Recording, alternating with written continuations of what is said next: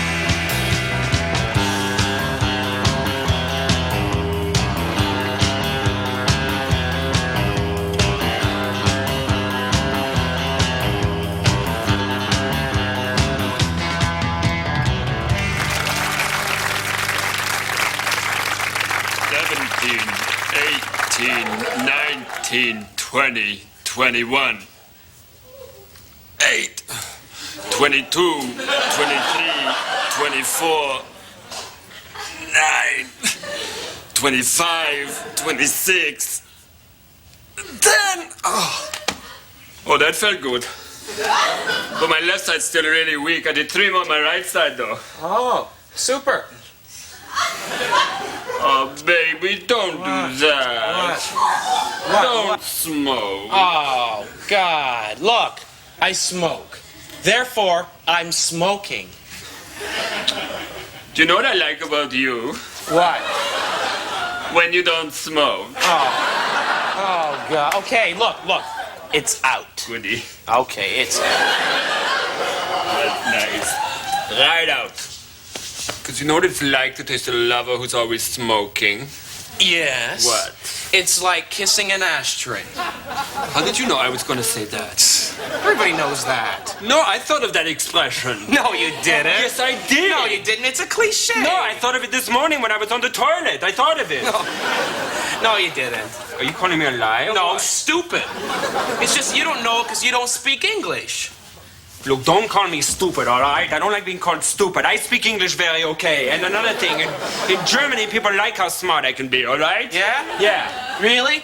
Well, we're not in Germany right now. And right now, you appear to me stupid. Oh, is that right, baby? Is that right, lover? You know what your problem is? What? You've always got to be the guy, up there on the mountain with that big egg. You know what I'm saying? Yeah, The big egg. The big egg. Good point, Attila. Yeah, that is a good point. Good point. That is a good point. That is a good point. I was being sarcastic. Look, don't get sarcastic with me, all right? Well, then try expressing yourself. I am trying to express myself. Try harder. I am trying hard, all right? Come on, you big dumb hun. Oh! Wow. Maybe women weren't such a bad idea.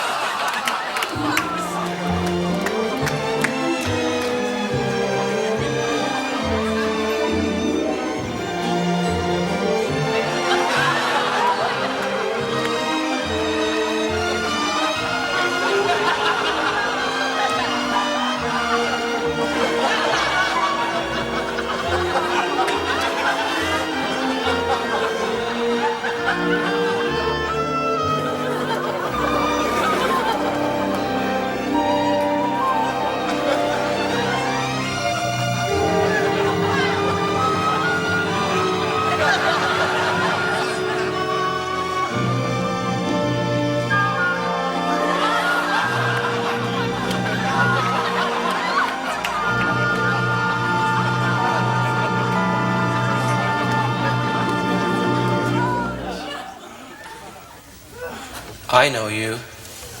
I know you too. Ingrid. Stephen. Ingrid Robbie. Stephen Grudner. From high school. Boy, I haven't seen you since you stood me up for the high school prom. Yeah, about that, Ingrid. It wasn't you that I stood up. It was women. Oh, so it wasn't me that cried, ate corn chips, went to the prom anyway, and ended up dancing with the science teacher. No. It was women. Yeah. So it's not me you should be mad at, but gay men who date women. Oh, I was just mad at you all these years. No. I hope when I wake up I remember to call my mom and tell her to stop hating you. This is great. Yeah. You know, Ingrid, I've been thinking that women are a good idea. Yes, I know. Wow. Isn't life funny? Stephen. Yeah?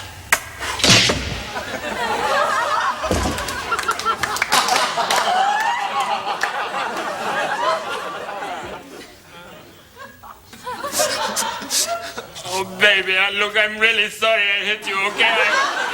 I was just so upset when you started picking on me. I lost my... Look at this, I'm smoking, for goodness sake. Attila, don't smoke. No, I'm not... Look, I'm gonna go because I feel really ashamed right now. I'm just terribly upset, okay? I'll come back for my other weights later. I can only carry 240 pounds right now because my left side is really weak. Goodbye, baby. I'm sorry. No, Attila, don't go. Don't go, don't not? go. No. You must hate me. No, You I have... don't hate you. I don't. It was my fault. I drove you to it. I'm sorry.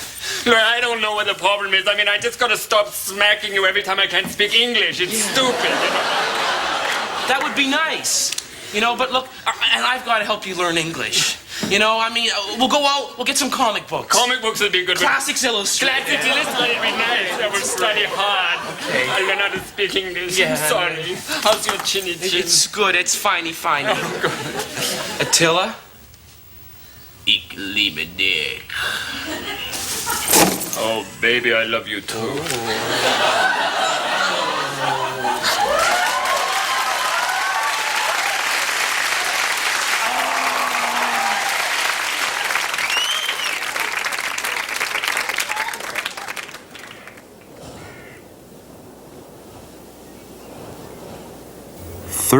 Helens agree.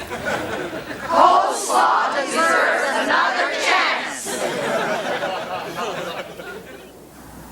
I remember a time when coleslaw practically anchored a meal. Now, it just sits there on your plate.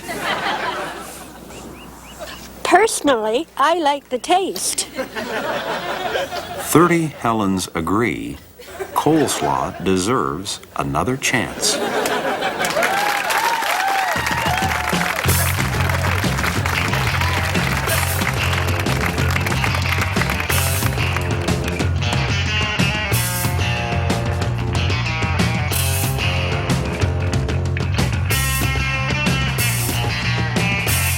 And of course, in March, when we finally hit the right market with the right approach, the net income that was reached was far more substantial than our disappointing February. In other words, Yay, March. Oh, excuse me for a second, gentlemen. Yes, Carmine? Thank you, Carmine.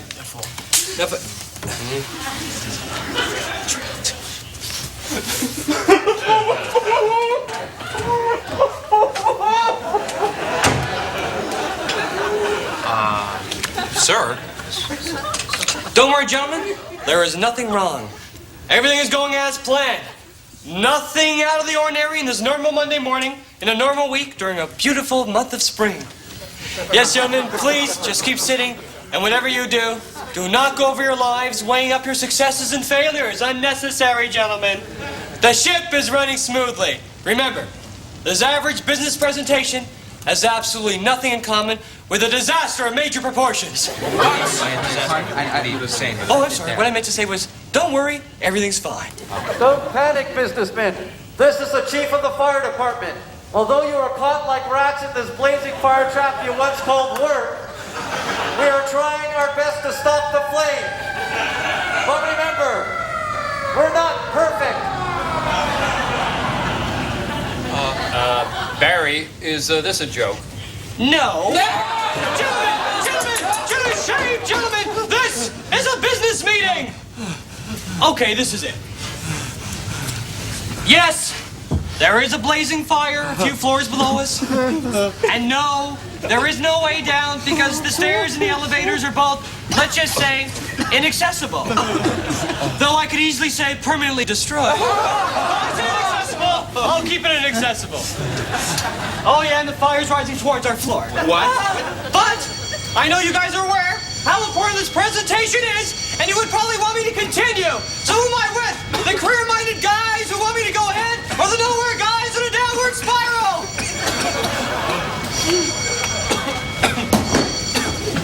That's the attitude, Ferguson. That's the attitude. Now, what about the rest of you? The presentation, or just waiting for death?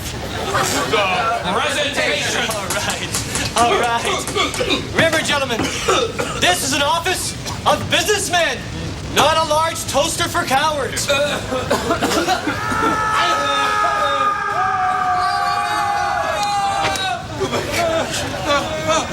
Gentlemen, do you realize what just happened? That was one of the guys from the firm of Jensen and Bronson. Congratulations. We no longer have any competition for the Wilbur account. Now let's get back to the presentation. Okay, back to my quite excellent graph. All right, first you notice here the dip. Please, sirs, you pay more attention to the graph and less attention to inhaling smoke. Sir, I move the meeting down to the floor to make it easier to breathe. I second it. All in favor? Aye. Motion carried. All right, then. Gross is free tonight. First we started standing with a little upward swing. I went to a downward swing. A slight upward swing followed that. Then it was a little bit of a down. I once shot a man just to watch him die. Then I got distracted and missed it. Well, my friends tried to describe it to me, but it just isn't the same. Oh, well, you've got your own problems. Ignore me.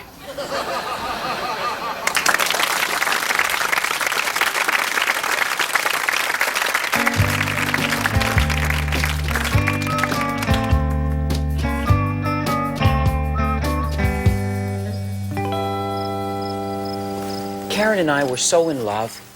We were like Romeo and Juliet. The only difference between us and the original star-crossed lovers is that we saw other people. The other difference between us and Romeo and Juliet is that no one opposed our love. But by God, I wanted them to. You don't like her, I'd leer at my friends. I'm causing a scandal, aren't I? But they all liked her, those who had met her. For those who hadn't, I tried describing her in less than glowing terms. You know, hoping they'd say, gee, she sounds less than perfect. Then I could reply, less than perfect? Ha! I won't stop seeing her. Don't force me to decide. But my friends never fell for it. They're very cunning. Most of them work in bookstores.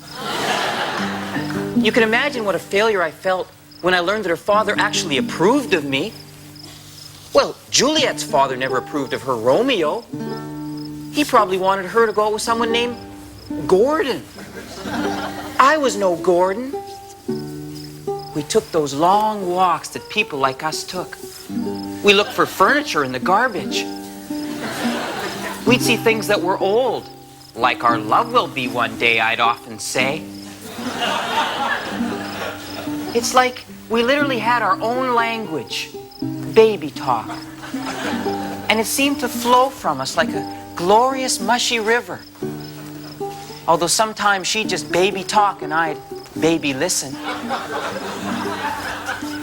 But friends, then one day it happened. Karen came over to my house and she was drunk. Drunk on love? No. Drunk on gin, which is quite different, but sort of the same, I guess. And she announced that my job at the Student Employment Center was all hokum. And she said that she couldn't see me anymore because her father had once been mean to her mom. The bastard, I thought. And then after she left, that's when it hit me. That we were like star-crossed lovers. Instead of me gulping poison, one day I'd see her in a movie lineup with a guy who looked like a keyboard player. And that would be my slow death. That was a long time ago. But you know, still, whenever I see a beautiful woman in a restaurant sending back her food, I miss her.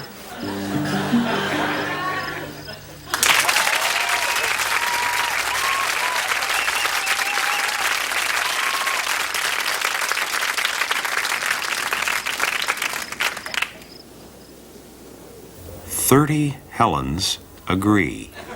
Hawaii was better before.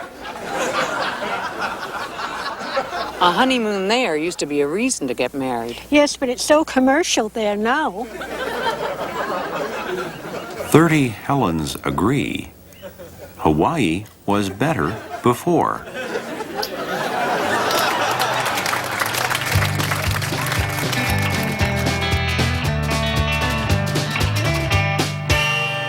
They say the truck and his solid gold piano was burnt beyond recognition. But some folks say if you listen to the wind on cold winter's nights, you can still hear him out there, playing that honky-tonkin' music.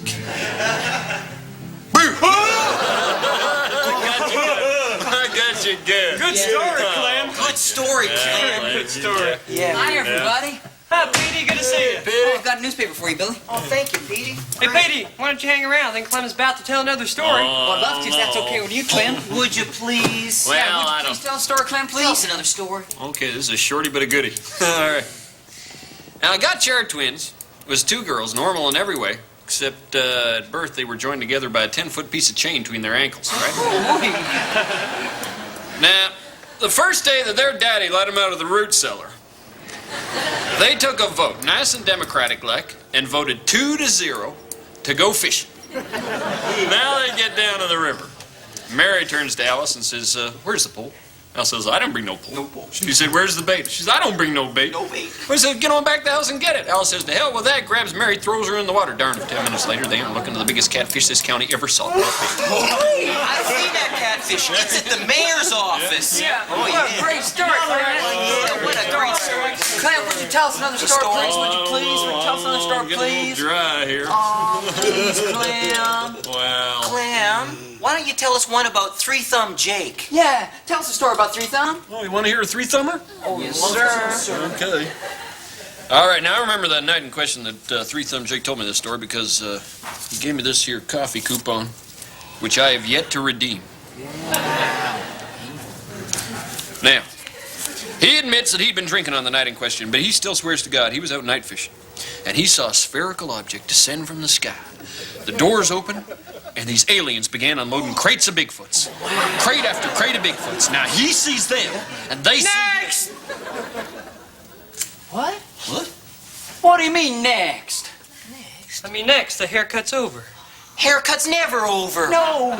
What's over this time, Billy? There's not another hair to cut, therefore the haircut's over. Well, just wait a minute.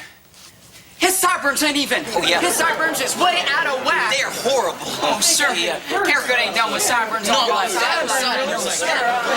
3.5? 3.5? Of course they're even. You know they're my specialty. Of course they are. There's a hair in the middle of his head sticking up like a shikatawa. There is a hair. There's a long hair there. I thought there might be a little old hair.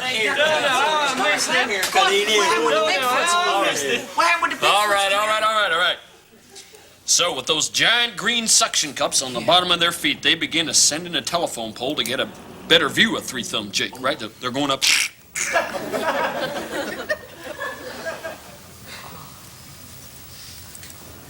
Next! How do I look? Fine, sir. Then I guess I'm done. You're so Clem. Oh, well, hell, how much owe you there, Clevis? Well, what'd it be, about $5? Not a blessed thing. Your mine is no good here. Best head of hair I ever cut. Well, thank you. Thank you. Thank you. Well, take care, pretty. Sure did enjoy all your storytelling, Clam. Well, thank you.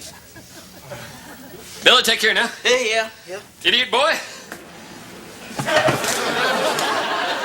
Hey, now, idiot boy, come on now. Hey, now, you mind your drooling now, you hear? Some folks, they don't kinder to that. Clem! Take care of that part. Don't let any pretty women mess it up. Hell, now, don't you go worrying about me and pretty women.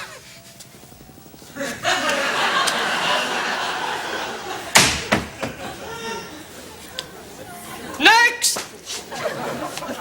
I guess that be me.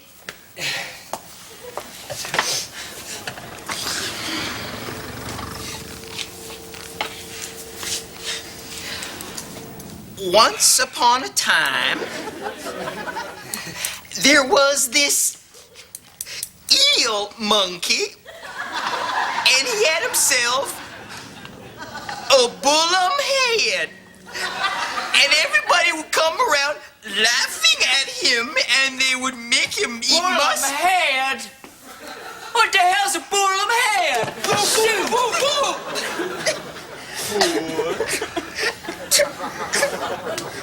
You know, the one thing I know about Clem's hair, it grows. He'll be back. Lots of folks have bullum heads. I've seen them shopping and laughing and loving. I've seen them with their big bullum heads.